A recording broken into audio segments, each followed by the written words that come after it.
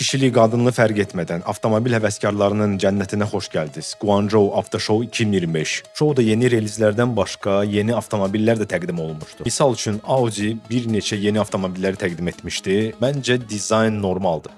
Zövq məsələsi bilirsiniz necədir? Birinin bir şey xoşuna gəlir, başqasının başqa şey xoşuna gəlir. Düşünün, birinə necə demək olar ki, küftə yemə, dolma ye, ya da hinduşka kababı yemə, qoyun kababı ye. Yəni mümkün deyil bu. Nəysə apardı məni, çoxdan da hinduşka, dolma, küftə zad yeməmişəm. Ağlıma o gəlir.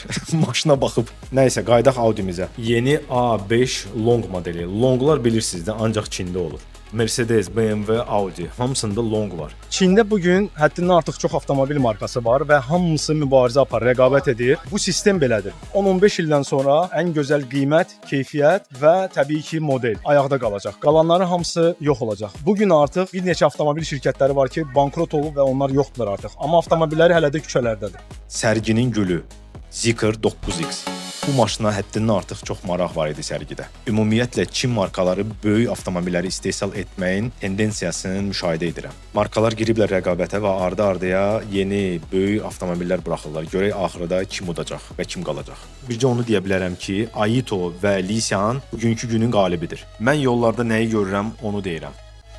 Mən Çində B2B dəstəklə məşğulam. Fabrik tapıram, prosesi idarə edirəm, riskləri azaldıram. Qısası, Çinlə biznes sənin üçün lotereya yox, hesablanmış strategiya olar. Şərtlər var, müraciət edin, müzakirə edək. Bu da Alibaba şirkəti ilə SAIC şirkətinin birgə ortaq olan avtomobil brendidir, GD. Avropada bunu IM Motors kimi tanıyırlar. Marka premium segmentinə aiddir. Mənə elə gəlir ki, biraz Aston Martin'dən dizaynı götürüblər. Bu böyük şirkəti dirəşib buraxmır. Deyir ki, mən də çatacağam sizə. Marka olaraq yenə Amerikan markasıdır, amma Çin və Asiya bazarına Çində istehsal edir bunlar avtomobilləri. Çin bazarı bunlar üçün əsasdır. 80% satışları Çinədir.